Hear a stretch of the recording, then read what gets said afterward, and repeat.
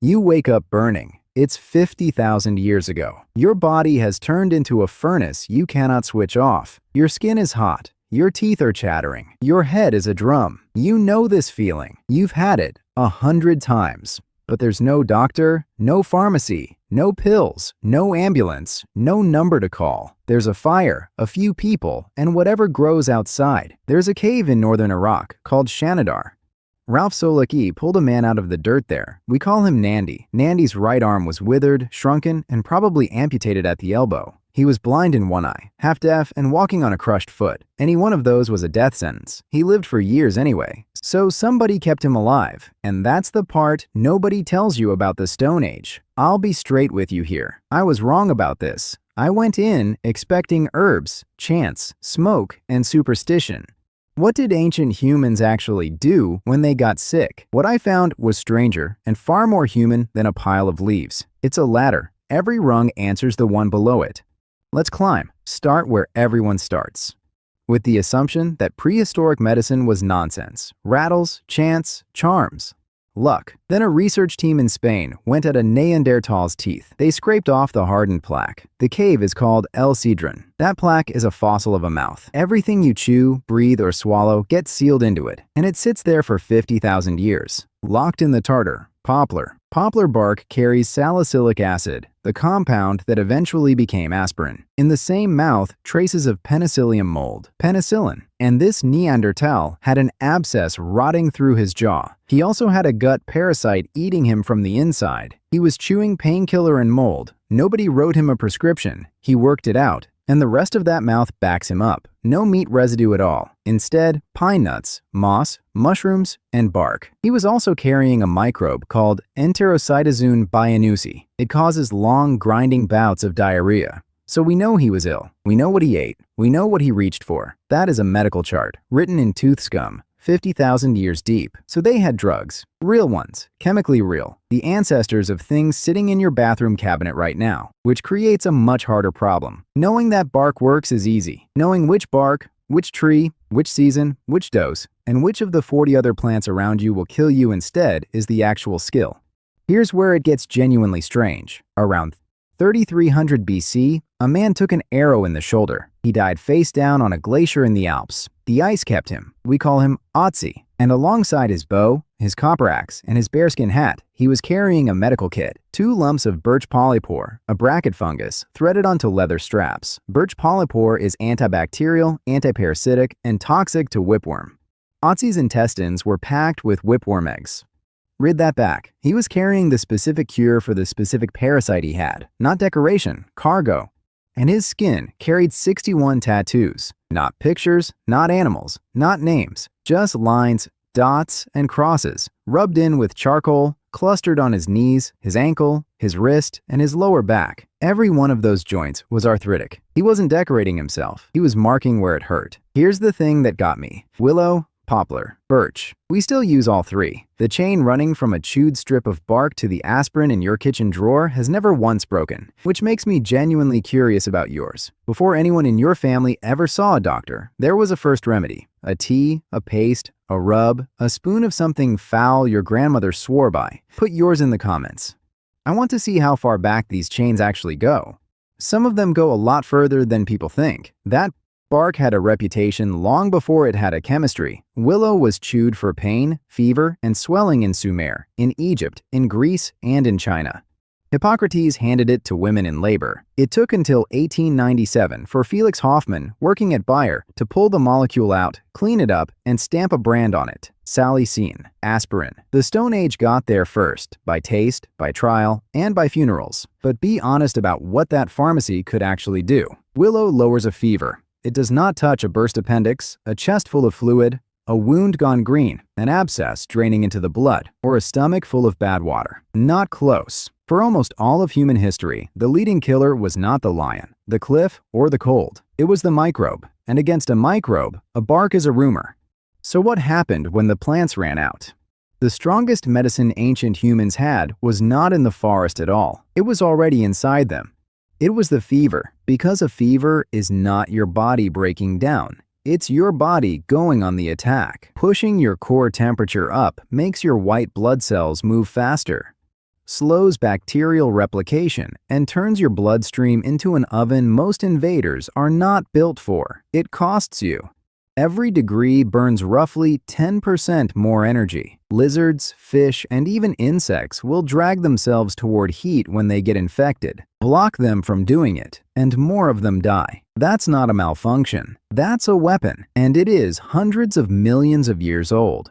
You already know the feeling of it working. The shivering that means the thermostat just moved up. The sweat that means it moved back. Which means the sick person's real enemy was never the fever. It was the calendar. Fever wins slowly, over days of shivering, sweating, hallucinating, unable to hunt, unable to walk, unable to lift water to your own mouth. The medicine was time, and time is exactly what a starving, freezing, immobile human does not have. So somebody had to hold that line for you. And eventually, holding the line became somebody's whole job. There's a cave in northern Israel called Hylazon Taktit. Leori Grossman opened a grave there from 12,000 years ago. The woman inside was about 45. She was small, bent, and dragging a heavy limp out of a deformed pelvis. Look at what they buried her with. 50 tortoise shells, the wing of a golden eagle, the pelvis of a leopard, the forearm of a wild boar, the skulls of 2 martens, and the tail of a cow. Then they sealed the grave under slabs of stone so nothing could reach her. Nobody gets that funeral for being ordinary. That is one of the first healers on earth. Her whole practice fits in a sentence. Now here's the uncomfortable part. She was one of the sick ones too. Crooked spine, dragging foot, unable to hunt, unable to carry, unable to run. The person the village fed was the person the village trusted with its dying. And those are not 2 facts. They're one. So picture her crossing the floor toward you while you burn. She's holding out a branch. Willow, stripped, wet, bitter. You chew it. Within the hour, your fever eases and your skull stops pounding. It feels like magic because it is chemistry nobody has a word for yet. That branch is real medicine. It is also the smallest thing she brought you. Her actual technology was that she came, she stayed, and she came back the next day. Here's where the story takes a turn. Sometimes they refused to wait. Sometimes they took a flint, a shell, or a sharpened stone and cut a hole in a living person's skull. We made a whole video on trepanation. I won't redo it here. One detail matters for this one. Around a lot of those holes, the bone had grown back, smooth, rounded, remodeled, healed. Bone only does that inside a body that keeps on living. So the patient survived. Now sit with what surviving actually requires. Somebody held the head still. Somebody cleaned the wound, covered it, watched it, and kept the flies off it. Somebody carried the patient, fed the patient, and washed the patient while the skull sealed over. Weeks of it. The stone knife is the famous part. The nursing is the impossible part, which takes us straight back to the man in the cave. Nandi was somewhere between 35 and 50 when he died. That is genuinely old for a Neanderthal. The right side of his body had been wrecked young. A blow to the face that crushed the eye socket and almost certainly blinded him. An arm withered down to a stick. Bone growths in both ear canals that would have left him profoundly deaf, and a damaged foot that turned every step into a limp. Blind on one side, deaf, one-armed, and lame. On a landscape full of hyenas, cave lions, and leopards. He could not have hunted. He could not have run. He could not have heard a predator behind him or seen one to his right. Every day, for years, food he did not catch ended up in his hands. Somebody softened it for him. Somebody walked at his pace. That is a Neanderthal hospice ward, 45,000 years before hospitals. If that hit you, Allah helps this lane reach people. Think about the arithmetic of that. A grown Neanderthal burns something like 3,000 calories a day in a world with no farms, no shops, no storage, no leftovers. Every single one of Nandi's days was a tax on somebody else's hunt. They paid it. For years, nobody made them. So look at the whole ladder now. They had chemistry, poplar for pain, mould for infection, birch for parasites. They had targets inked onto the exact joints that ached. They had surgery and patients who woke up from it. They had a body that fought back on its own, with heat, with shivering, with time. And underneath every single rung, holding all of it up, is one thing. So here's what they actually did when they got sick. They kept each other alive. The pharmacy was real, but it was thin, and it was slow, and by itself, it saved almost nobody.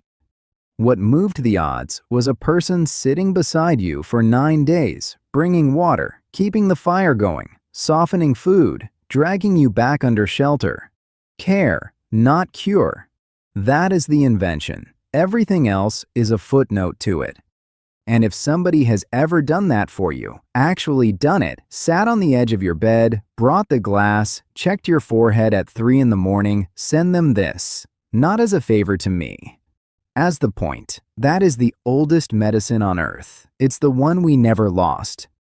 Because it's the only item on the ladder that scales. A bark treats one fever. A person who stays treats all of it. The fever, the wound, the broken leg, the birth gone wrong, the terror at 4 in the morning. Willow gave you a slightly better day. Somebody staying gave you the week you needed to win. That is why the sick survived. It is why the withered, blind, deaf, half-crippled man in Shanidar got to grow old. So you're still lying there, 50,000 years ago, burning, shivering, useless, staring up at the roof of a cave. No doctor, no pharmacy, no pills. Someone crosses the floor and puts water in your hand. Just water. Of everything on that ladder, that is the strangest item on it. It is the only one that still works exactly as well today. Take care of yourselves, and I'll see you soon.